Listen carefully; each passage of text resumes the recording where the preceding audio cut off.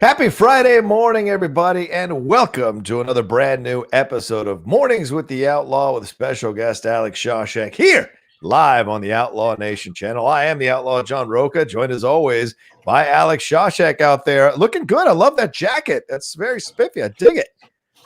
It reminds me of, I was watching a few holiday movies not too long ago, like while packing and stuff, while unpacking. And I ended up getting to what I thought was kind of a holiday movie. And then I realized it really wasn't, which was Sleepy Hollow. For some reason in my head, I was like, this is totally a Christmas movie. And I was like, oh, wait, it's definitely not.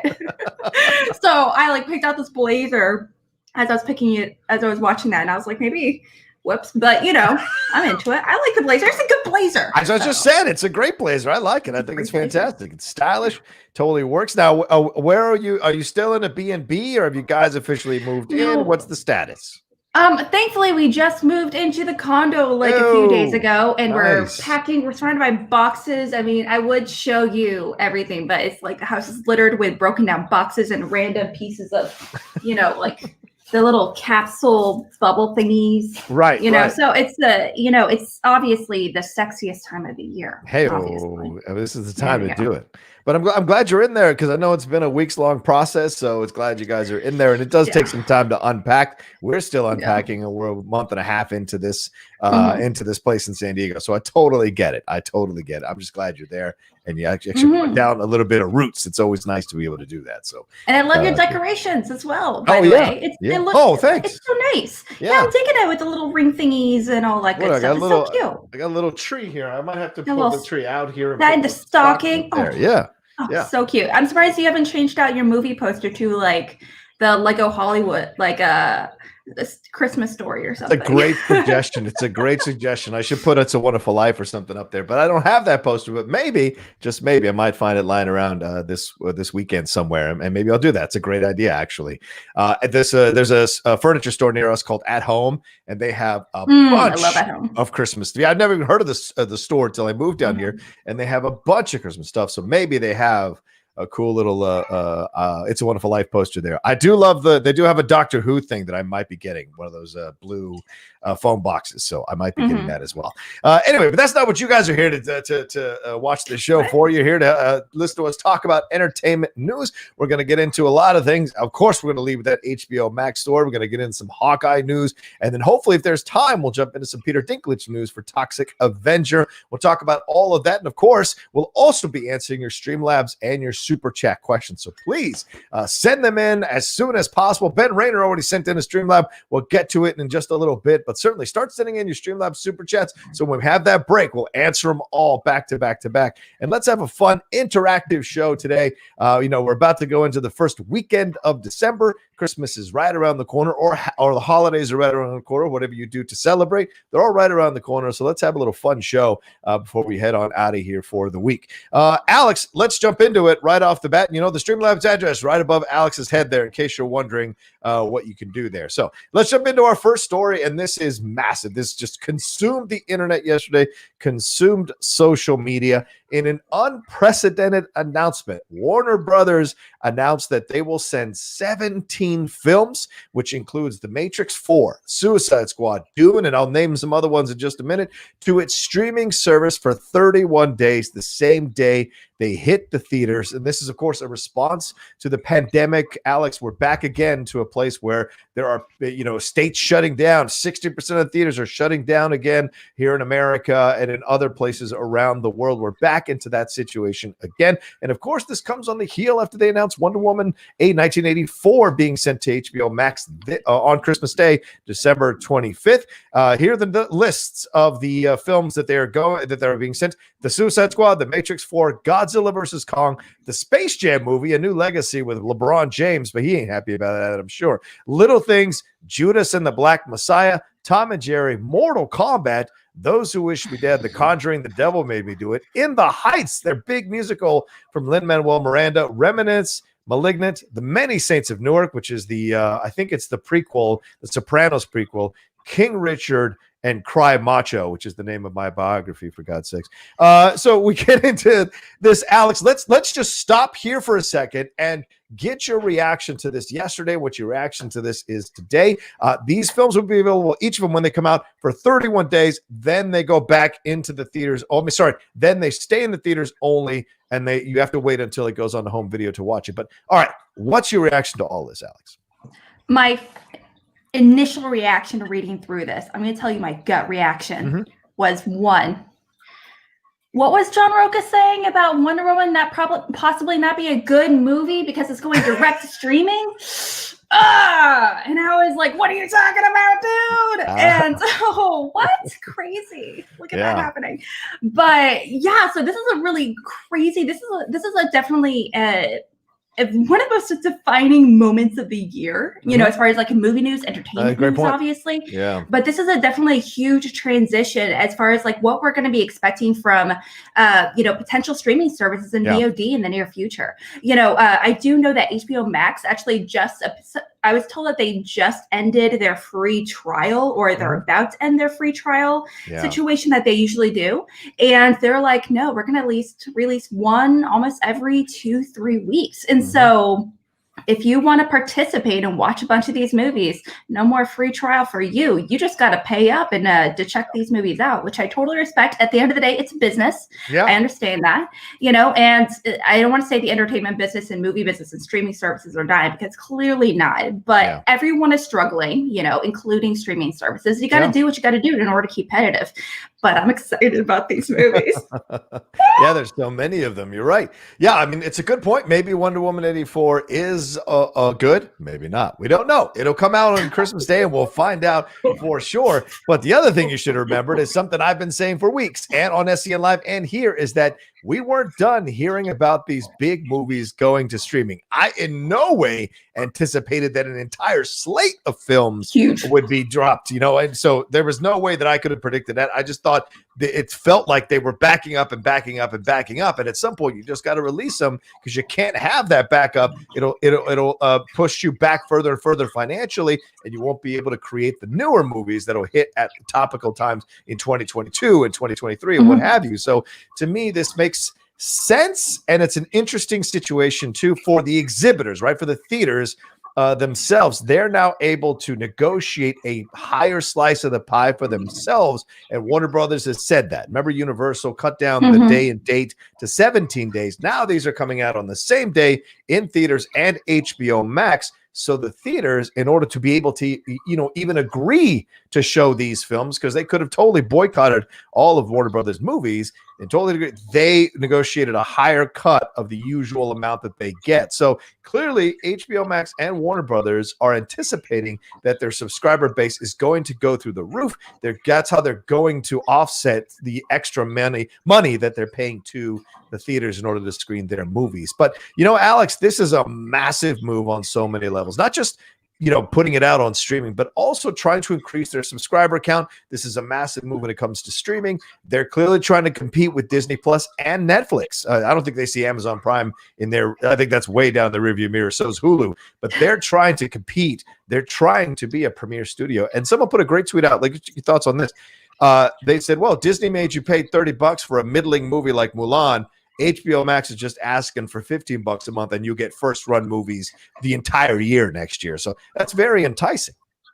I totally agree. And what an enticing list of movies that they are going to be putting out as well. And that is significantly cheaper, like you said, $30 plus $15 or whatever the situation is with Disney overall. You know, I do think that this makes it's so much more likely that they're going to be trying to put out more movies like Black Widow on the streaming service. I feel like this really kind of hits the nail in the coffin, honestly, as far as like, you know, what services are, what movies that we're going to be expecting, these bigger tentpole movies such as Black Widow, or heck, can you imagine Endgame going to a streaming service directly? You know, I'm like, oh, like, right. That sounds terrifying. Like, I don't want that. But at the same time, understanding the circumstances, it makes total sense, obviously. Now, I do feel like this could be a potential also maybe not a home run, but definitely like to the third base,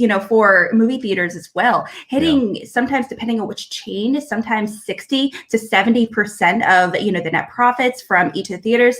Now, it was just a few years ago where Disney, they would say, even about their Star Wars movies or MCU movies, hey, if you want to put our Avengers or whatever movie into your theater, you have to like fork up a guaranteed best spot in the theater for like 5-6 weeks, and we get like 75 or 80% of everything you make, you know. And so that was just only a few years ago, and what a massive change this is in such a short amount of time.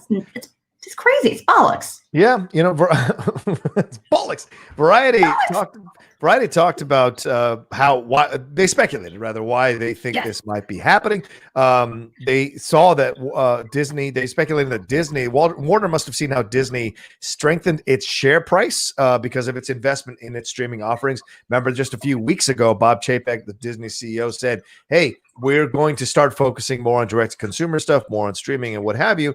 And so the Disney Plus was raising its money on the subscriber base, raising its money on the streaming side of things, even as its theme parks and film businesses were losing money. So I think this is what Warner Media looking at their corporate parent AT&T and saying, "Hey, this is a way for us to make money." Remember, Warner Media has been doing their own changes and shifts and laying off, people on the comic book side of things, laying off on his other side of things. So they've clearly been making a shift themselves to try to be more streamlined. This now lines up for streaming as well, for them to make that a very significant part of their business plan going forward. Let's see. Warner Media Chair and CEO Ann Sornoff referred to the model as a, quote, unique one-year plan. So let's talk about that next, Alex. A unique one-year plan. That's what they're saying. We're not going back, are we? I just don't think we're ever going back to what we had before now. I think this breaks the model completely. Once you make people get used to a new normal where they can sit at home and watch these big movies instead of going out to the theater, I mean, I don't see people coming back in the same numbers as before. I definitely agree to a certain extent. Lucas and I were actually having this conversation just a little bit ago, and we were both getting really, really frustrated. This is before all this news was released. Yeah. Being like, there's, because I really want to talk about it. At the same time, there's no new news. That's not a thing. No news regarding this. And then this broke, obviously, and it hit the fan. Let's be honest. But this is, people, just like people love going to concerts and having that space, people crave that crowd interaction. Yeah. We've done it before. We're going to be doing it again. It's just a matter of time. We just don't know if it's going to be in the exact same way as before. Maybe we're not going to get like 800 people to a movie theater. I have no idea how many people are in a movie theater. But, we're definitely going to, I do think at some point we're going to get comfortable again to go back to a crowd environment, going to a movie theater and packing it up. But potentially it won't be for a very long time because it's something as a society we crave. It's just something humans crave, that kind of interaction. Yeah. Well, I mean, yes, I absolutely understand that, but there are also people who have social anxiety issues and have gone to going to these movies or gone to these places because they're being, they're essentially being forced to, for whatever reason, to be part of the conversation or like braving going out there because they do really want to see this movie, but like they also know that they have to navigate their social anxiety. So maybe this alleviates that as well. And if this is done in a year and they go back to the old model of like, the films don't come out on TV or in streaming for 3 months or whatever, or 70 days, whatever the window is right now.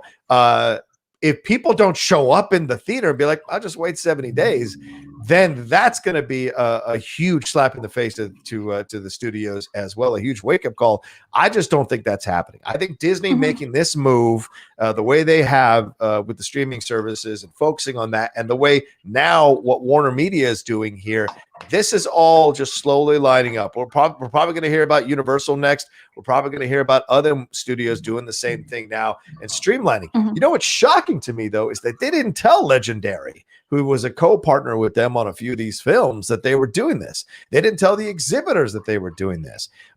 So clearly Warner felt that they could make these decisions independent of any other influence. And even the CEO there, Emmerich, he said that it took the company about a minute to decide to do this. So clearly they had been desperate to do something, and now the machines can start to roll in for those of us who work in this business. Like publicists now would start to set up interviews, we would start to set up screenings, we would start to set up reviews, we would start to set up stuff. So now this starts the machine rolling again going into 2021. And they also said, Alex, this is very interesting, that they sat down with epidemiologists to speak about what the future is going to be with coronavirus in 2021 and these vaccines coming out. So clearly Warner Brothers did their research here and investigated all possible options before making this decision. Yes. I mean, I do agree there's so many benefits to having these services at home. Mm-hmm. Like, I'm not going to deny that. Obviously, the experience of going to a movie theater, it can be very problematic for a lot of people. Like you said, not only for people with, a lot of anxiety issues or just social issues in general, or just challenges really, but also you got to, because I know Bibiani, he mentioned it in a tweet not too long ago. He's like, theaters in a lot of cases are an incredibly ableist, experience. And, for people that, might have any kind of physical challenges, it can be very, very difficult for them to not only just sit in a theater or just to go through the process of going to the theater. It's very difficult as well. But also, you can't forget, financially, it could be incredibly beneficial, especially for people with large families or people that just, let's face it, like every time we talk about, my husband and I talk about going to movie theater, he still brings up to this day one of the worst theater going experiences, which absolutely ruined the movie for me. I remember going to see the movie at the first one, and I was super psyched. This is a scary AF movie. This is fantastic. Meanwhile, there's a crowd of people, like a group of like 15 people in front of us, throwing popcorn at the screen and being like, girl, don't go in there. He was like, oh, you idiot, and just like screaming at this. Meanwhile, we're just trying to sit in silence, trying to enjoy this movie. And, and they're not going to do anything. The people that worked there, as far as we experienced, they weren't going to stop and be like, hey, get yourself together or leave, and it's really a frustrating experience, especially when you pay so much money to experience this movie that a lot of people really worked hard to make, only to have that kind of experience in the actual theater itself. When sitting in our own home, like you said, the stereos are a lot better. The TVs are amazing. You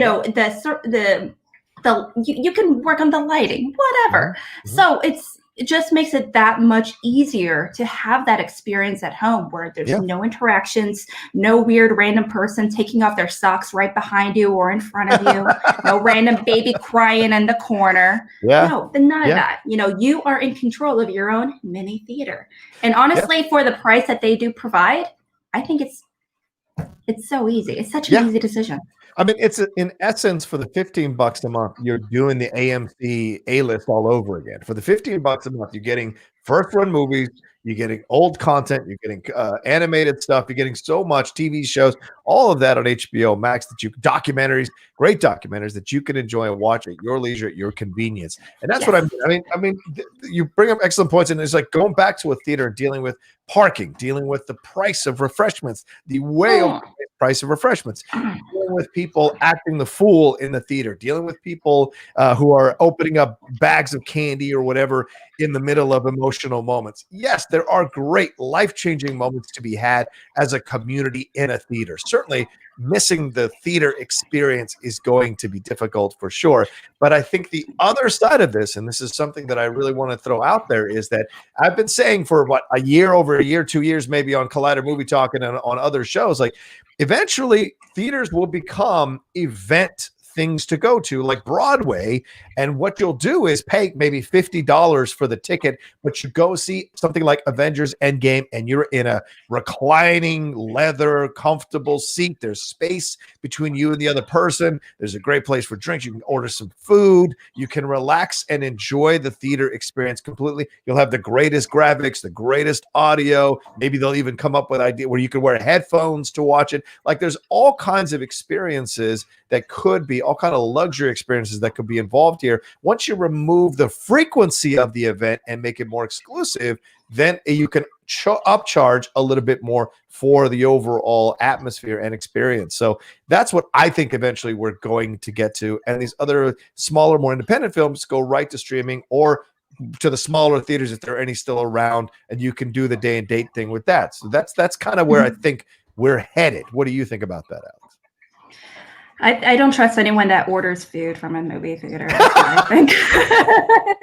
Outside of a cocktail and I have my Guinness, I'm good. You know, I'm not gonna order like a plate of nachos or a pizza at a movie theater just because it's so expensive. Just because it's so expensive. I also do want to mention. Yeah. I absolutely agree. I do think it's going to definitely be much more of an experience. Mm-hmm. Where people are going to be attending these potentially like you said, like a theater performance, kind of situation. But I also think that I don't know, honestly. When it becomes that nice, even AMC theaters, around the US, they have been gradually changing to include more reclined seats, to include your food that's be delivered to your chair, things like that. And that honestly hasn't worked out very well.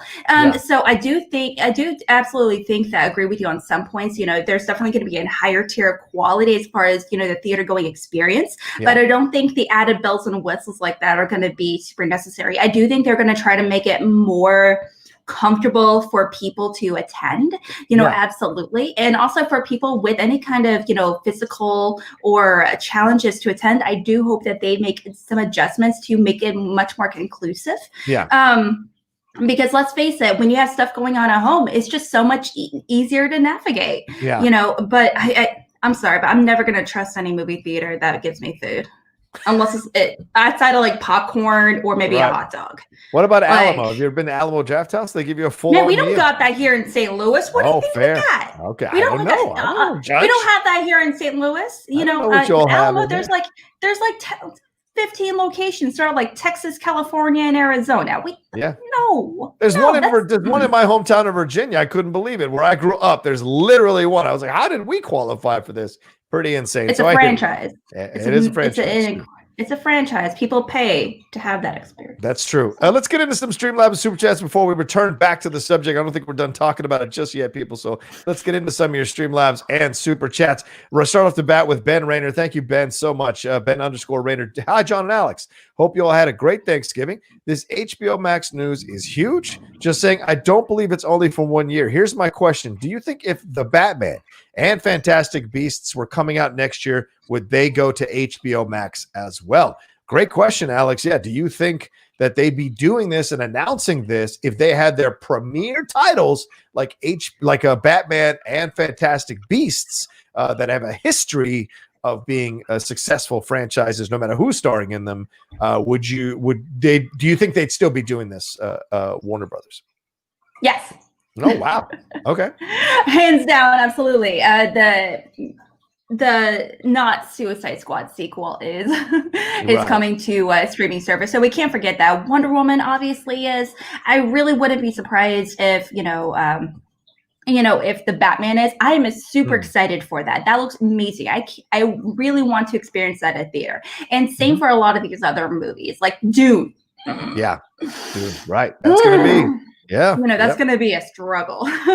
But, realistically, they know for a fact that they're probably not going to make as much money, going to a theater versus, having that, here at home, in that VOD situation.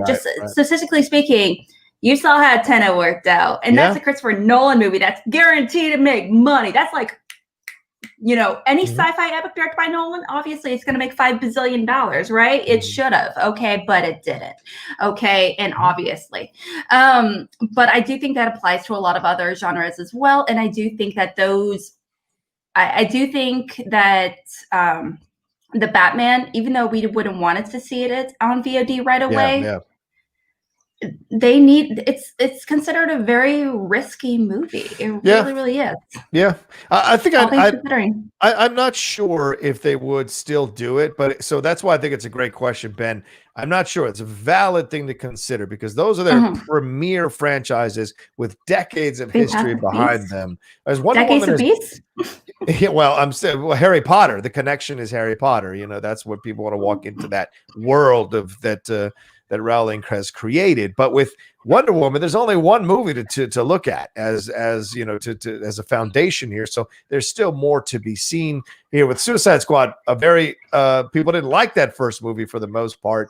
And even DC fans didn't like that movie for the most part. So this is a different situation. So it's a good question. I wonder if they'd still be doing it. I really can't 100% say yes or no.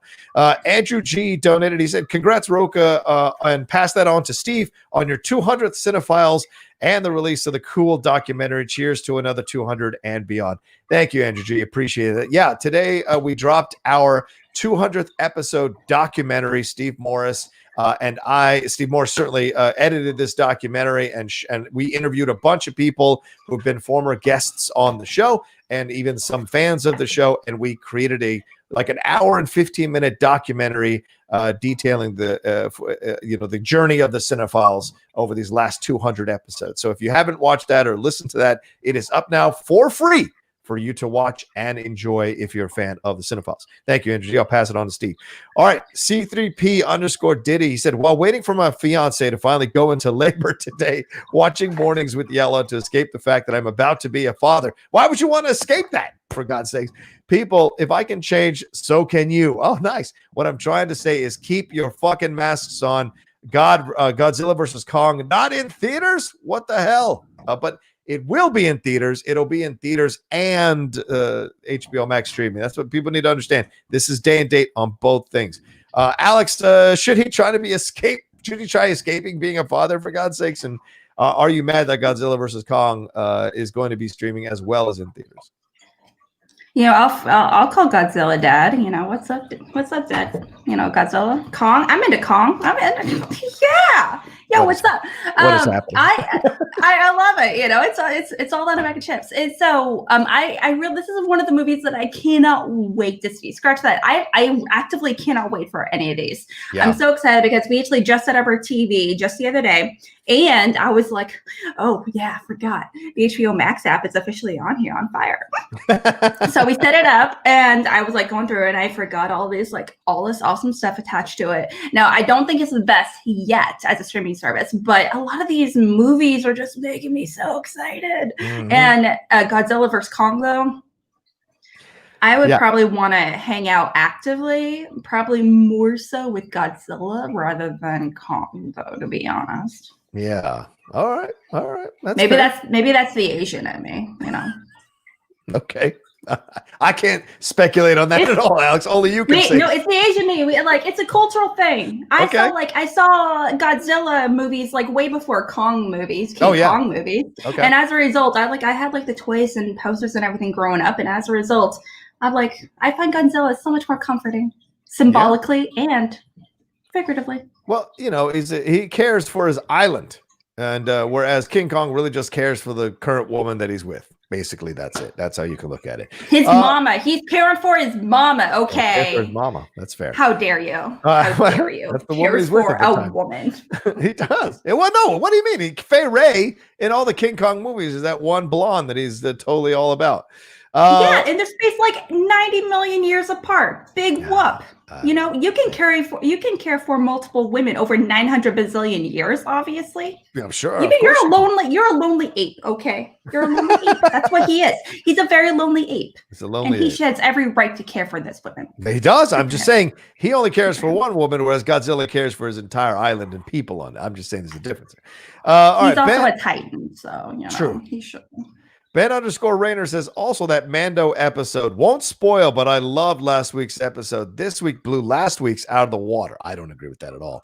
Again, won't spoil it, but oh my effing God, I loved this episode. Hope you guys watch it. Yeah, I watched it this morning before we started doing mornings. I enjoyed the episode, but I can't 100% go along with Ben. Last week's episode is the greatest episode of Mandalorian, period, in my opinion. Alex, have you caught up yet? Have you gotten a chance to watch any of this stuff yet or no? Dude, no, it's just not a priority right now. I'm sorry. Fair point. No, totally. No, thing is, a lot of things have been spoiled for me, but I don't really know enough about Star Wars to know what any of it means. Fair point. When someone tells me what this character is, I'm like, who? Right. I'm like, Ashoka. Oh yeah, the chick with the thingies and the skin. Cool. That's by Rosario what's her face from Kids? Dawson. Yeah, Dawson. Okay, Dawson from Kids. Yeah. That's all I got. I'm like, she's supposed to be cool, but that's all I got. Okay. So all right. She does a little fist bump thing or something, with the forehead. She says like with the nose, like, yeah. This is the best Mandalorian review I've ever seen. It's the greatest Mandalorian review I've ever seen. That's what she does to Yoda, right? She does. Little baby Yoda or Grogu or something. Yeah, Grogu. Lewis Cox donated. He says, "Hey, John and Alex with the super chat. All right, I live in England and don't have HBO Max yet. When will it become international?" Yeah, Alex, what do you want to say on that? Great point. Actually, they have mentioned in several articles that HBO Max are going to be releasing in theaters, but they are supposed to come out in theaters pretty similar internationally speaking. Yeah, so even though they're going to be available in the US, they're also going to be available like right away internationally. So Lewis, coming to you hot. All right. So don't you worry, my dude. Yeah. Also, they, around July, I think Warner Brothers hired one of the executives out of Hulu to kind of lead their expansion or rollout of HBO Max onto international countries. Latin America is going to be first next year, and then they're going to move on to other countries, other continents to try to roll out HBO Max. But yeah, at this point, if you have theaters that are open, that's where you'll be able to see this. Also, speaking of some of my Canadian friends who are part of the Outlaw Nation patrons that last night we were in the Hangout, they mentioned how there's a streaming service there in Canada that could possibly be essentially the HBO Max of that they may work out a deal with the studio and roll it out there. So the streaming services that are available in your countries or in your continents or cities may be how they go about doing this, making separate deals with them to roll out these things on the streaming side of things. So it may not be an HBO Max app, but it may be another streaming app that is available in your country that works out a deal with Warner Media or Warner Brothers to be able to roll out these films on a streaming service. Also, this morning on Deadline, this dropped earlier today, is saying that HBO Max is looking to make original DC Comics-based content outside of the US available for the first time. So they were exploring what DC-related content it could make outside of the US based on its library of genre titles. So it's starting to expand themselves into the international world of making things outside of the US, as well as distributing things more effectively outside of the US. So all of that's being explored. We're in a rapidly changing and evolving environment right now, for sure. Any other thoughts on this one, Alex, or we'll move on to the next one? I think actually in Canada it's going to be called HBO Sorry, more than anything. Oh, wow. Yikes. Alex Shashek. Too much sorry. Hers alone. Too much. Not opinion of the much. Show. Yeah, sorry. Maybe. I'll find out from Andrew G. I know that. Too much. Justin Toner says, I hope they get HBO Max on Amazon Fire and Roku ASAP now with this announcement. I agree. As a Roku user, I'm still pissed I can't watch it on my TV yet, right?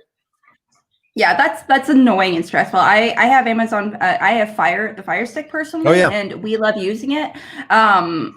But yeah, I have most of my friends and family have Roku, and so they've been very annoyed with this whole process. Yeah, it's just a matter of time, though, right? Right. I think so. I hope so, because is merged. I have a Roku in the living room, and it's so frustrating that I have to now, because I was very fortunate, and I'll say this, very fortunate to have gotten a PS5. So I have the Xbox, and I moved the Xbox into the living room so we can watch HBO Max. But it's annoying that I can't just watch HBO Max on the Roku. We have 2 Rokus, and we should be able to watch HBO Max when we feel. So to me, that's 46 million subscribers that they're not catering to, that could increase their subscriber base who use the Roku. So this is a big area that they are deficient in, and I hope they remedy that as soon as possible so they can have their content be seen and subscribed to on higher levels and higher numbers to validate all those films coming out day and date next year. All right, let's see. Tim Sim says, FYI, Alex, not everyone has the budget for a home theater setup where they can experience it in the theater instead for cheaper.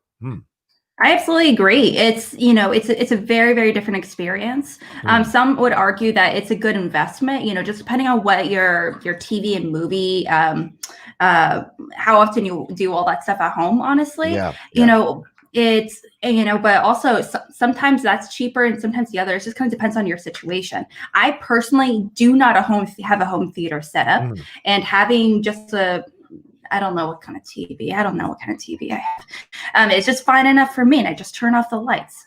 So you're totally right, though. It's different for everyone, and it's financially speaking, as well.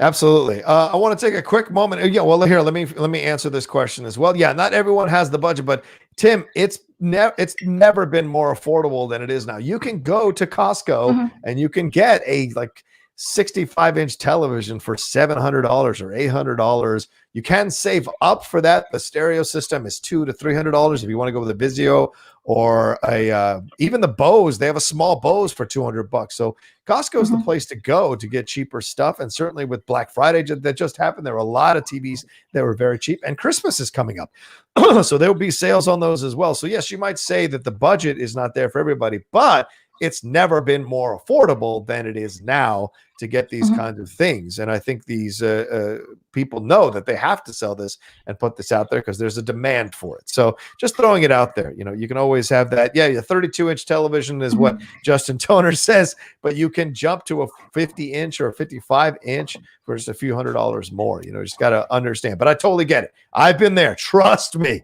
I've been fucking there when you're borrowing money just to eat. I have been there in my past. I totally get it. So if you're not in a financial position to afford that, then to you, $700 for a TV is astronomical. So I totally understand that. And you're right. There are people who can't. And that's an unfortunate situation for sure. All right. Let me see here. Is that all? Oh, yeah. We got one from Doug, developer. Let me take this one down here real quick. All right. From Doug, the developer. He says, hey, guys, outside of Blazing Saddles, is there an offensive non-PC comedy that you find so funny with zero regrets?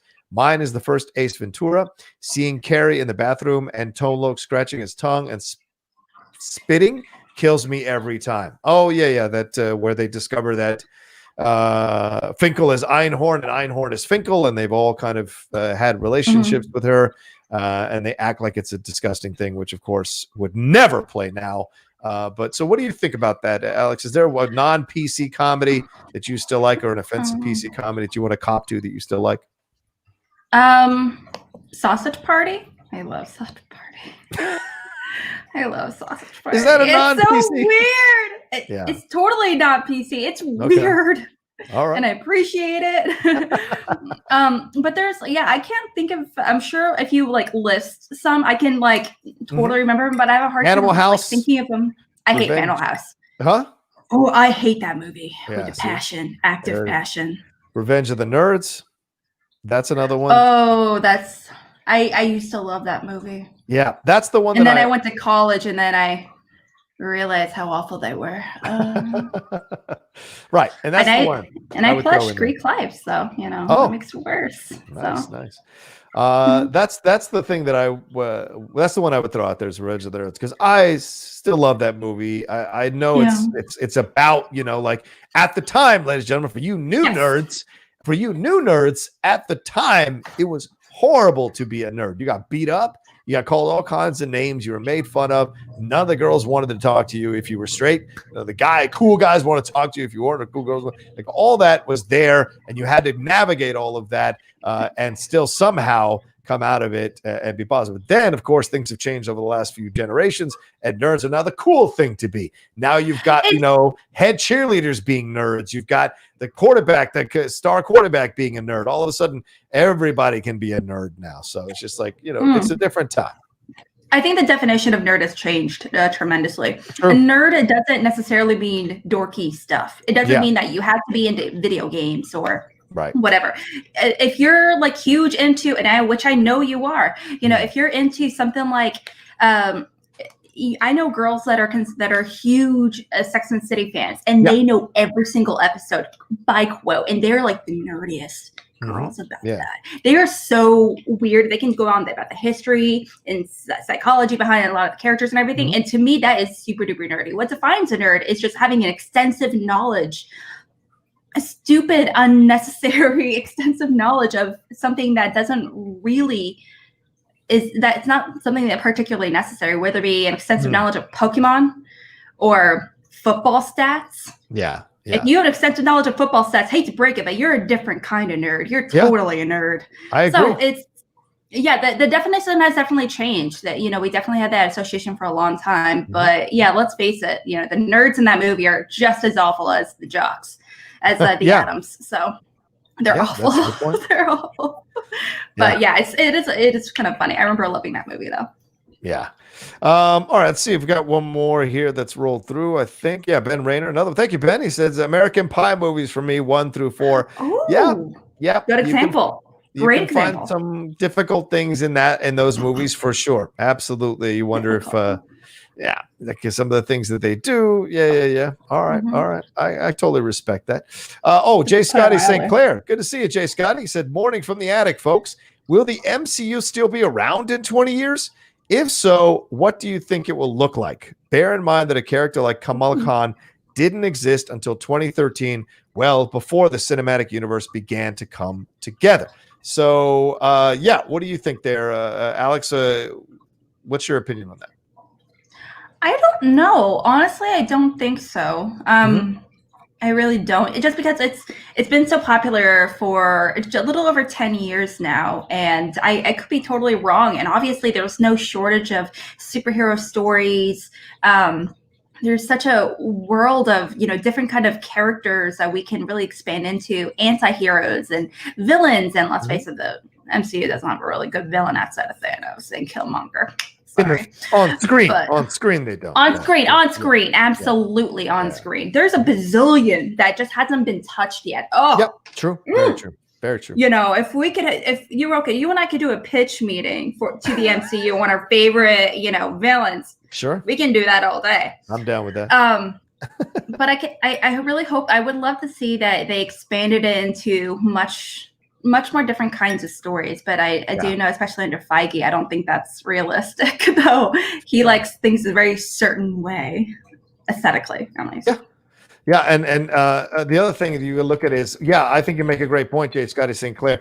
Tessa Thompson said it. She said the MCU is focusing on this next phase of being more diverse, having diversity be a very big thing that influences everything they're doing. So Kamala Khan coming out in 2013, she definitely slides into the diversity angle. Of course, they're doing that as well and exploring and expanding more and more. So yes, what we see now in the MCU with a predominantly white cast of Avengers, a predominantly white cast of overall of MCU characters will change over the next phase, So I think that's how they stay topical, relevant, how they stay alive, how they stay interesting, and bringing in also a diverse group of people. And by the way, diversity does not mean non-white. Does not mean no white people allowed. It means all people allowed, getting equal opportunities to see what you can do. So that's the thing that I think we're going to see from Marvel, more of that, more ideas, more perspectives, more points of views that we haven't seen before. Because if they don't do that, I think they will die a quick death. And that's the way things are going nowadays, for sure. All right. Let's see. Andrew G. donated. He said, I loved Metal Gear Solid for the original PlayStation. Been waiting for Jordan Vogt Roberts' movie to happen. And now Oscar Isaac is reported to star as Solid Snake by Deadline. Awesome. I can't wait. He'll crush it. Alex, Metal Gear Solid, any knowledge of this? Any interest in this? I remember watching my brother play when I was in high school. That's all I got. I remember thinking it was boring and dark and aesthetically very not easy on the eyes. I was just bored. I was like, I'm watching you crawl through a bunch of tubes and you had the glasses. Like goggles or whatever they were, and green light. I don't know. I was just very bored watching it. But I was not playing it, clearly. So it's a very different experience. So I would love to see more video game movies, though, overall. That's something I'd be super excited about. Especially if you've got good people involved. And Jordan Vogt Roberts certainly is. So getting more people involved that have like high quality talent in terms of their abilities and their abilities to write and direct and produce these kinds of films, then yes, 1,000,000%. It's always been I don't know why it's a category in the Schmoedowns. It's all those movies suck. So it's just like, to me, it's there. But like, hopefully now we'll get that category to be something people want to put on the wheel, because there are some good movies coming out that are video game movies. So we shall see down the road. Let's see, where are we at right now? We got 130 of you all watching us live, but we've only got 81 likes. So please, ladies and gentlemen, give us some likes here. Get us over 100. I don't believe you. Get us 250 likes. 81 No. likes here. People like us, right? I think people so. Like they show up every week to hang out with us and go back and forth with us. Well, if so they please, like us, they click the thumbs up, and if And send in some support, ladies and gentlemen. Thank you for the Streamlabs and Super Chats that have come in. Keep sending them in. We got another half an hour, 40 minutes left in the show. So please keep sending in your Streamlabs Super Chats for us to answer. And we'll end this story real quick with Emmerich's statement here. He said this hybrid experiment that they're doing, this hybrid exhibition model enables us to best support our films, creative partners, and movie-going in general throughout 2021. We have a fantastic wide-ranging slate of titles from talented and visionary filmmakers next year. We're excited to be able to get to these movies in front of an audience around the world. And as always, we'll support all our releases with innovative and robust marketing campaigns for the theatrical debut. So certainly this is what they're looking at, and Universal, I think, like as I said earlier, I think all these studios are going to start following suit. So get ready, and don't be surprised if that James Bond movie goes to streaming. Don't be surprised, ladies and gentlemen. Sorry, Kalinowski. All right. Oh, they're waiting for the right time. Yeah, they're waiting for the right time to announce it. That's for sure. All right, let's hit that. Hit that like button, people. Like Ben Rayner said, hit that like button. You guys are awesome. Thank you, Ben. You're awesome. Thank you for your support of the show today. Much love to you, my man. All right, let's move on to our next story, and that is Hawkeye. And Hailee Steinfeld. Now, new Hawkeye set images were released, I think yesterday or the day before, that confirmed that Hailee Steinfeld will be playing Kate Bishop. And more than that, that they are using the Matt Fraction Hawkeye's run as the basis for this movie. We see Lucky the pizza dog in these pictures. We see what looks to be an older Hawkeye.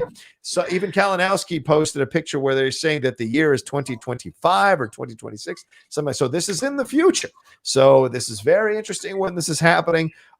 We were talking on Geek Buddies yesterday with Kalinowski, speculating about where or what's happened. Because remember, at the end of Endgame, they are back together again. Hawkeye and his family, Linda Cardellini playing his wife and his kids, they're all back together. But Kalinowski speculated that maybe the reason he is kind of off on his own, living in this apartment building, meeting Kate Bishop, guiding her to become the new Hawkeye possibly, is because maybe there's PTSD stuff. Maybe there's stuff he needs to work out. So he needs to be alone for a bit, take some space. Maybe that's why he's in this situation. But anyway, in the storyline, Kate Bishop and Hawkeye, he trains her, and they take on these Eastern European mobsters. So we have news, and we've seen videos, we've seen pictures of her now officially confirmed. We see her holding the bow, walking Lucky the pizza dog. Alex, are you familiar with the Matt Fraction story run here for Hawkeye? And B, do you like the idea that we finally confirmed that Hailee Steinfeld is in this thing as Kate Bishop? My first thought when I saw these pictures was like, wait, this is news? Like, has this not been talked about numerous times before? But looking back, honestly, we never got an official confirmation, just rumors, understandably. But I was watching this, I was like, duh. I mean, also, as far as I know personally, there's no other really major. This is the only Hawkeye storyline that I'm personally am familiar with. So if someone's suggesting anything else, I'm like, oh, what story? I don't know. I'm not familiar, because as far as I know, this is the most popular. I'm not excited about it. I understand. I'm excited to watch it. This is just not a Hawkeye story I really wanted, because I love Hawkeye as a character. I really, really do. And I don't want him to be made into this chill dad. Yeah. I mean, he's a badass assassin that has killed people, a lot of people. He's like John Wick of the MCU, guys. Just to point that out there, and it's just kind of frustrating where we're just kind of putting him out to be like, hey, let me just mentor you. There's like bringing along this pizza dog and but also and just like shoot stuff. and and two things might happen here, Alex. We might get the badass send off that you just mentioned, the idea that Hawkeye is a badass. Hawkeye has killed a lot of people through his existence as a quote unquote superhero. He has done that, and so this may be, but he hasn't been done right by the MCU on screen, right? We haven't seen in the films, we haven't seen that Hawkeye really be there. Even though Renner, I think, does a good job with the little that he's given. I think Renner does a good job. There are some great moments with him and Scarlett Johansson, some quieter moments when he has them. They're great, but there's more to explore with his story. So maybe this series is kind of a way to say, hey, Renner, sorry we didn't give you your shot to do more. Here's a series for you to kick a lot of ass, show what Hawkeye is capable of, and then hand off the mantle to Kate Bishop, which of course begs the question. This is clearly, as one of the, as Jay Scottyfield asked earlier here, this idea of what's the MCU going to do in the next phase? How's it going to survive? This is how they do it, going younger as well. Kate Bishop taking the place of Hawkeye, Renner's Hawkeye there in the overall MC universe. And don't forget, it was announced as well, we'll get to it in just a second, Florence Pugh will be a part of this series as well, reprising her character from the Black Widow movie. She may be the younger Black Widow as well. So we're getting more women involved here and younger people involved here in this as we move forward into the next phase of the MCU for sure. I don't want it. What? I don't want it. Oh, I feel. Oh, it's very frustrating. Avengers Infinity War did more for his character than anything. For him trying to overcome his grief, the loss of his family, and him being like, yo, these, I think they were Japanese, or maybe it was in Shanghai or Hong Kong. I can't remember. I'm not an IG competitor. It was in Japan. But Japan, it was in Japan. It was in Tokyo or Osaka or something. Anyway, yes, but that did so much for his scene, because one of the conversations I've had numerous times is like, why does Hawkeye even deserve to be in the Avengers? And that whenever I hear that, I'm like, what?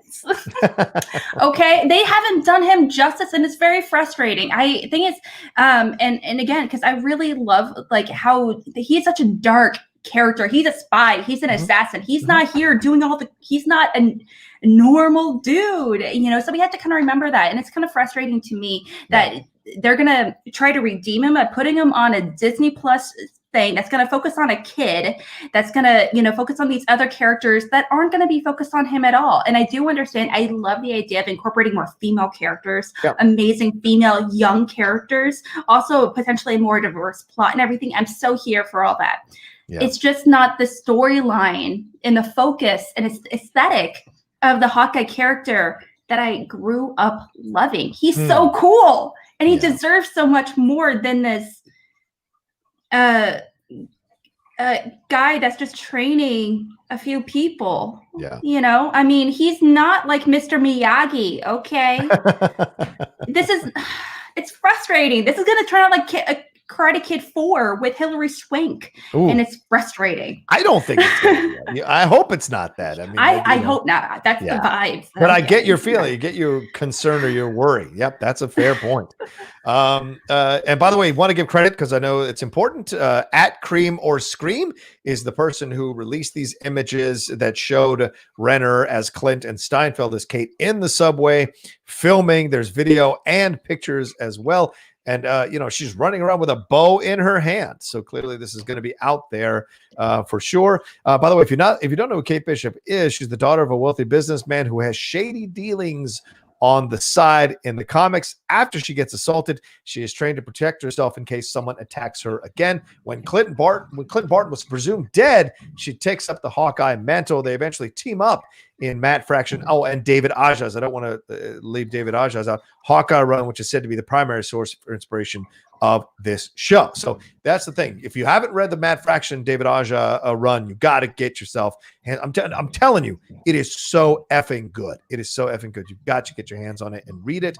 So there's a lot with Kate Bishop outside and inside of the world of the MCU and also the world of Hawkeye. So All right, and then let's see. You want to move? Let's see if there's any more Streamlabs just before we move on to the rest of the cast on this thing. Let me see here. No, let's see. Yeah, there's one super chat. Let me see. It just came through. It's a question from Lewis Cox. Will Alex be on the Geek Buddies? You are a Geek Buddy to me, Alex. I'm sure that I appreciate it. I'm sure at some point down the road there will be, a topic or a conversation or something we want Alex to come on and talk to us with. So absolutely, it would be fun to have Alex if she's willing to be on the show. But Alex is already building up her own stable of shows that she's doing for sure. But yeah, I'd love to have her on. I mean, am I struggling a stable of shows? Your video drew the Schmo Bates. You said you were pitching new shows to C2A. So we'll see. Yeah. But we'd love to have you on if the situation calls for it, for sure. Yeah, absolutely. Yeah. I appreciate it. Yeah, this is a good point too. Andrew G says, no Mandalorian spoilers in the chat, folks. Be respectful of those who not yet watched today's episode. Yeah, people, please do not put that in there. All right, let's move on to the rest of the cast on this, Alex. We got ourselves Vera Farmiga, as I mentioned earlier. Florence Pugh will be a part of this. Fra Fee, Tony Dalton, Alaqua Cox, and Zahn McClarnon will all be part of this. And this is according to Variety, who is releasing all of this. They learned this exclusively from their sources. Farmiga will be playing Kate Bishop's mom, Eleanor Bishop.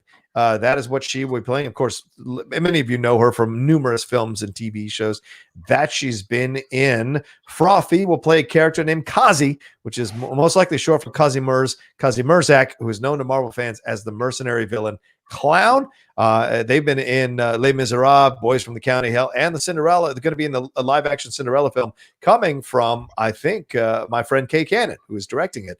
And Dalton will play Jack Duquesne, who is probably a take on Jacques Duquesne, or the Swordsman, who is an early mentor to Hawkeye. And their Swordsman's been both a hero and a villain in Marvel Comics, so that'll be fun to see what side he's on when we see him in the show. And Florence Pugh, as we mentioned, will be reprising her role of assassin Yelena Belova, the sister of the Black Widow. And the newcomer Cox will play Maya Lopez, who is apparently Echo, the true name of the Marvel character Echo, a deaf Native American who is capable of perfectly copying another person's movements, making her a formidable fighter. So, Alex, this is an interesting cast of talent, some A-list talent, certainly with Florence Pugh and Vera Farmiga on this, and then some other up-and-coming or newer talent involved in this as well. How excited are you for these announcements for this cast that is rounding out Hawkeye? Yeah, like I said, I am not super excited about the premise and everything, but something I am excited about is the cast. There is everyone involved. Hailee Steinfeld, Vera Farmiga. A lot of these people are people that I absolutely adore. Yeah. I have mentioned, that I'm not a fan of, them kind of going in this route. The thing is, as far as, how they're going with, story-wise, it's on Disney Plus. So how dark are they going to make it, though? Let's be honest. But at the same time, I love a lot of these, actors in particular. Little Women was, by golly, my favorite movie of 2018, 2019. Yeah, 2018. And she 100% deserved that Oscar, but she didn't get it. How she didn't, beyond me. But, so, I'm really excited to see all these rounded out. I'm excited just to see more potential female characters not only succeed in this, this show, but also potentially, if they are beloved, potentially kind of weasel their way into the MCU movie franchise as well. Yeah. I like this. I think this is a great cast too. I think you've got some really solid foundational pieces in Jeremy Renner and Vera Farmiga, kind of these older actors who've done some stuff for sure of note and received acclaim for them for years. And you've got Hailee Steinfeld, who is just building out her career and her brand, both on screen and behind the mic as a singer. She is, all over the place. She's also, I think there's some fashion stuff involved with her as well. I don't know too much about it, but I know that she has that involved in her resume as well. Then you've got these other actors coming in who've been doing great work on the side and doing other work on the side that is great to have involved in this. So we're going to get, I think, a grittier, fun, grounded show that we can enjoy. That's street level. And I like that because as the MCU starts to spin off into Sword and Captain Marvel and the galaxy and farther out with possibly Fantastic Four and possibly all these other things, it's good to remember that the street level foundation of Marvel is important to cultivate and create as well with Moon Knight. Now the rumors of Daredevil's rights reverting back, not the rumors, but the news that Daredevil's rights are reverting back to Marvel. Who will be the Daredevil now if they go that route? So there's a lot here, Alex. Please keep Daredevil. I want Vincent D'Onofrio so much. That show. Do you like him? I love Vincent D'Onofrio so much. He is so much more than Jurassic World. And the thing is, okay, that show in particular, I would love it to come back. And a lot of the actors, Deborah Wool, for example, Brian Cox, and a lot of these actors are very vocal about it on social media, how they would love to return to this show, have it not so much be rebooted, obviously with a whole new slew of actors, but they really want to go back and make the next season. Yeah. It left on a weird cliffhanger, and I need answers, I need answers. So, fingers crossed. I doubt that we would be getting that to happen. If anything, it would probably be more of a reboot. Yeah. Let's face it, the Netflix show is not family friendly. So, Charlie Cox, not Brian Cox. Very different person. Charlie Cox, Charlie Cox. Charlie Cox. Yes, thank you. Thank you for correcting me. Brian Cox is Daredevil in the future. Daredevil that's what I was thinking. I was like, no, it's what's his name from X-Men. What's his name? I love it. I'm not an IG competitor, my dude. What can I say? I dig it. I think there's nothing to apologize for. All right. There's 138 y'all watching us. We just barely crossed 100 likes to 106 likes. Get us up to 150 likes before we wrap up here in the next 10 to 15 minutes. Alex, we just finished off that story for Hawkeye. We'll see what happens. It's going to be a bit till we see that show itself. From what I'm seeing here, we're going to get WandaVision first, which is premiering January 15th. That's next year. Almost just a little bit over a month away. We're getting WandaVision, which is exciting. Then we got Falcon and Winter Soldier, Loki, and then Hawkeye all later on in 2021. And there's the other three shows, She-Hulk, Ms. Marvel, and Moon Knight, but they haven't released when those are coming out just yet. So a lot to be looking forward to in the world of the MCU. And the rumors are Samuel L. Jackson might be coming back to do appearances in these series as Nick Fury. I don't know if we need Nick Fury that much anymore, but I'm in the vein that, like, if you're going to make the transition, give me a new Nick Fury as well. Give me someone else who's going to fill that role of Nick Fury, who is younger, to kind of shepherd these newer Avengers or newer superheroes into the next phase of the MCU. So, all right, let's see if we got any more Streamlabs or Super Chats that have run through. Oh yeah, C3P_Diddy asks, what would be dope in this Hawkeye show if we get a sequence or even episode where he is still Ronin before the Endgame story and he runs into Wolverine while in Japan? Woo! Makes me sad that it will never happen. Shit, dude, you just can you start writing some fan fiction for me? Like, can I make that? I love me some fan fiction. I would appreciate you writing that story. I really would. Yeah, that'd be that is putting it out there. I really appreciate that. Yeah. I really want to. Can you? I'm with Alex. I would love it. This is you just blew my fan mind up here early this morning because the idea of him running, and even if he runs into Wolverine, I mean, there's no way they'll introduce Wolverine, I don't think, in a Disney Plus show, but maybe some allusions to a Weapon X or something like that might be possible. Maybe some allusions to something like that. And please, if you're going to do Wolverine, you motherfucking better bring back Daphne Keane as X-23 in some way. I want her back in this situation. I want her to be a part. If you're going to hand me all these young women that are doing stuff in all these other series of Marvel, you better, and you got the X-Men, you better damn well give me Daphne Keane as X-23. She's fantastic. And no way should she be a one-off in that role in Logan. Even though it's a great performance in Logan, she needs to be back in more stuff. So, yeah. All right, Alex, let's get to the Toxic Avenger part of the show here as we wrap up. What's going on with that? Yo, Toxic Avenger. Do you guys know what it is? I didn't. I looked it up a little bit ago, so get ready, okay? All right. Peter Dinklage is going to star in the reboot of the Toxic Avenger for Legendary. It has been confirmed by several sources. Macon Blair is going to write and direct what is described as a contemporary reimagining of Trauma Entertainment's 1984 hit of the same name. Dinklage will play Toxic, tomato, my dude. The superhero around which the film centers. So Lloyd Kaufman and Michael Hers will serve as producers for Trauma Entertainment. So the character is Melvin. What a sexy name, Melvin. The protagonist becomes disfigured when he is pushed into a vat of toxic waste and soon assumes a moniker of Toxic. But in order to save his adorable son, friends, and the community is from corruption and greed.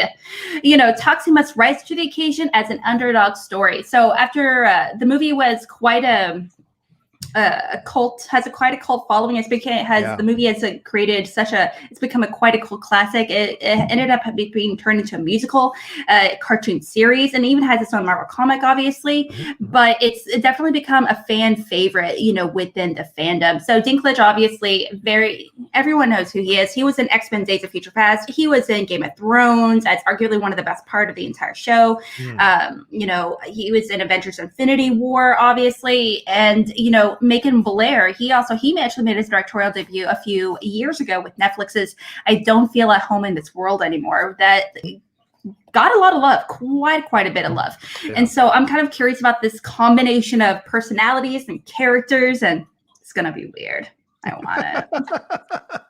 I'm down with it. Excuse me. I'm down with it. I totally am looking forward to seeing what he does with it. It's such an unusual choice too, because of course, Peter Dinklage being an actor who is not what you would normally see, normal size, whatever. I love it. It's a new, interesting take. Dinklage is a fantastic actor who's carved out a hell of a following. It was great. I was rewatching Elf for the 25 Days of Christmas I'm doing here on the Outlaw Nation. And it was great to revisit how funny he is in that movie, in those scenes with Will Ferrell, and then how, and compare that to what he's done with Tyrion Lannister in Game of Thrones, how vulnerable and emotional and strong and weak and also just magnetic and charming and interesting that he is throughout that entire series, regardless of your feelings that last season. He's fantastic throughout the whole thing. So to have him step into this tongue-in-cheek type of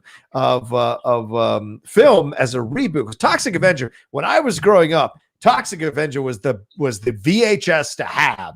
People were showing up. You were having watch parties. You were laughing at how crazy it was, but not laughing at it. You were laughing at how crazy it was, and respecting what Trauma Entertainment did, Tromeo and Juliet, all the things that they did during that time. There's a huge cult following for Toxic Avenger. It's correlative to me at times with Swamp Thing, how Swamp Thing has his own thing.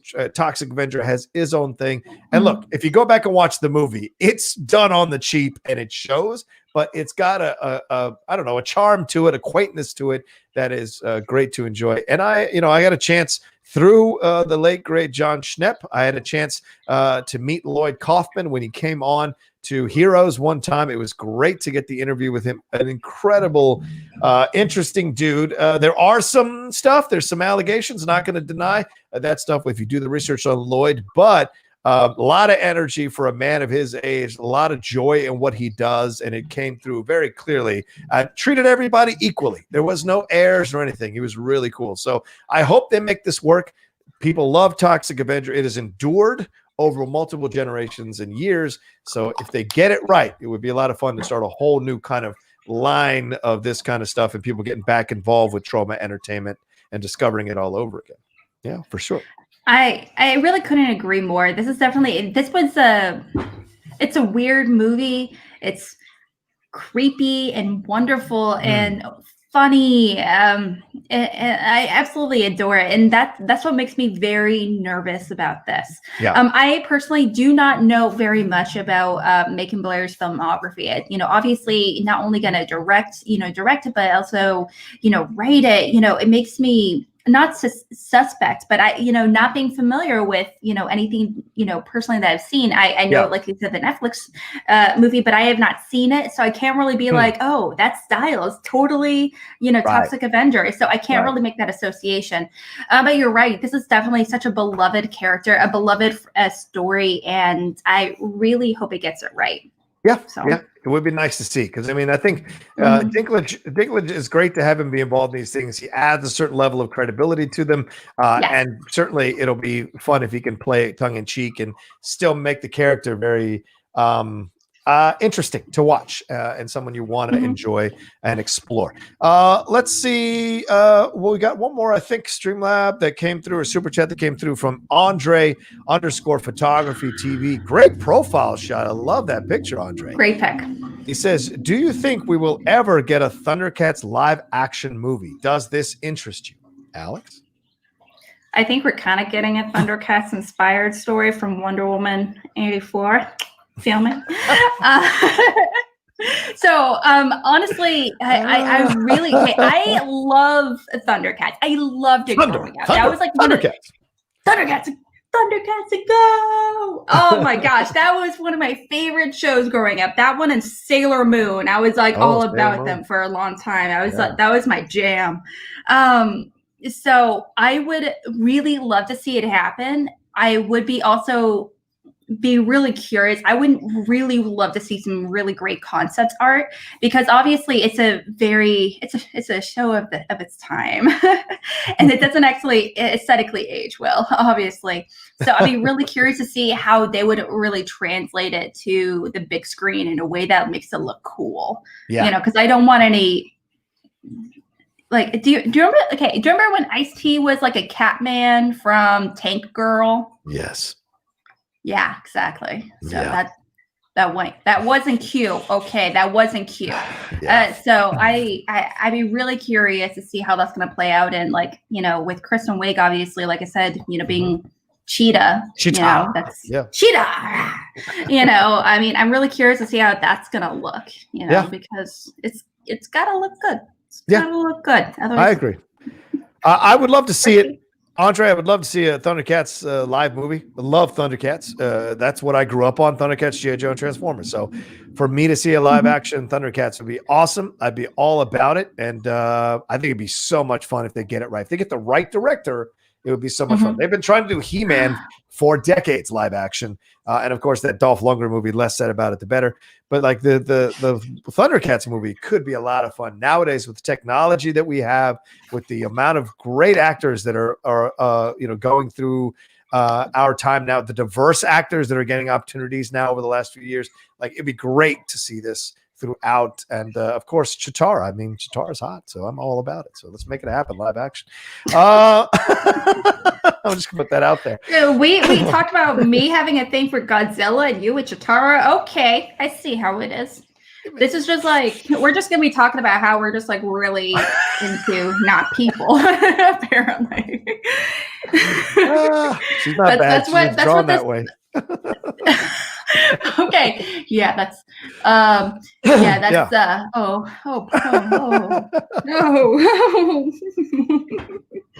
that's just the show now, guys. What if they messed it up and look like cats? How dare you? How dare you? No, that's a problem. No, absolutely. That is a problem. That is a live action movie, and that's what I'd be scared of. It can't look like that. It can't. No, not at all. It was so bad. Tom Hooper.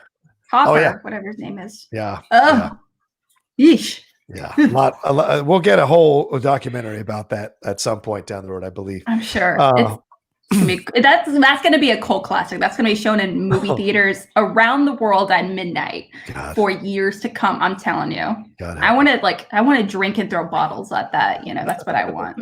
Random pieces of toast, screen. Well, this is the bestiality episode of Mornings. Yeah, totally. Not gonna lie. Yes, I love Godzilla, dude. I don't know what to tell you. All right, well, I think it's a good place for us to stop for the week. Thank you all so much for watching this episode of Mornings with the Outlaw. Always appreciate you all taking the time to watch us or to listen to us later. Listen, I don't plug it as often as I should, but don't forget, Every single episode we have is available on the Outlaw Nation Podcast Network. Wherever you download podcasts, it is available. You want to re-listen to Outlaw Nation, re-listen to Impolite Truths, which we dropped last night. You want to re-listen to Game Time or Mornings with the Outlaw or the Outlaw Nation show. It's all there for you to listen to on the Outlaw Nation Podcast Network. So go and subscribe to that as well. Alex, tell everybody what you got going on. It was great to see you again, and where they can see you all over the YouTubes. All over the YouTubes, indeed. I'm pretty excited. I'm going to be doing some new stuff over at C2A very, very soon. I'm kind of taking a hiatus right now from like Schmobates and stuff like that, just because, I'm moving. My house is a mess. That's a lot. So, but we're going to be covering a few new movies on Cinema Bias. I'm pretty excited about it. Next week. I've never seen the movie Planes, Trains, and Automobiles. Oh! Never seen it, but I'm excited we're going to be covering that. Who's your guest for that? Who's your guest for that? No one. We don't. I might push to come back and be a guest for that because I love that movie. Just putting it out there. Discuss it with Drew and let me know. But all right, go ahead. I will. I'll send her a little DM here in a bit. Yeah, I'm pretty excited about it. John Candy is not an actor I usually go for, so that's good. I'm pretty excited to see how that's going to go for. Okay. Also, the week after, we have from Screen Crush Matt Singer, which I'm really excited about. He's going to be a guest on Cinema Bias, where we're going to be covering National Lampoon's Christmas Story. Nice. That grosses me out. I hate that movie. So that's my bias. So so definitely come hang out over with Cinema Bias. It is the Video Drew channel. So, and also Call to Action. That's the channel I'm a part of. So please check it out on YouTube and anywhere podcasts are found. There you go. Follow her and everything she's doing, ladies and gentlemen. She's really great as she's building her resume of all the things that she's got going on. You can follow me at The Rocha Says on Twitter and on Instagram. Don't forget to subscribe to the channel down below. We had 2 or 3 people. I'm running out of room in the throat. We had 2 or 3 people subscribe during the show. So thank you so much for doing that. And please remember all the content we have here on the Outlaw Nation channel. Yesterday, the new Geek Buddies came out with me and Mikey welcoming Kalinowski on to talk about all kinds of things geeky going on in the world. Last night, Dorina Arellano and I dropped a new episode of Impolite Truths. Wendy Lee was my guest on the Outlaw Nation show this past Tuesday. So much fun hanging out with her and catching up with her. There's going to be more with Wendy Lee for sure down the road on this channel if I can make it happen. All that Game Time, everything is out there for you all to listen to and watch. And of course, the new Jedi Way dropped as well with me and Laura Kelly talking to Ahsoka Tano. All of that is available. And then later on today at 4 p.m. PT, we have the top 10 wrestlers ever, the countdown, me and Aaron Turner. It's a pre-recorded show, but I will be in the chat. So come and join me as a premiere. I will be chatting with you live as you're watching our reactions to our top 10 lists and give you some behind-the-scenes tidbits and knowledge. And later on tonight, we'll drop our Mandalorian episode, me, Laura Kelly, and Mike Vogel from the Geek Buddies all getting together to review The Mandalorian. All right, that's everything going on in my world. Don't forget the Cinephiles 200th episode documentary that's out now for you to watch and listen on YouTube and on podcast form. All right, that's it. Much love to all of you. Come and see me in about 12 minutes over on SEN Live as I host the show, and then take a little bit of a break for the rest of the day. And much love to you guys. Take care of yourselves. And Alex, what do we tell them? Happy holidays and wear a mask. Give away masks for your presents. That's a good idea. It's easy, cheap.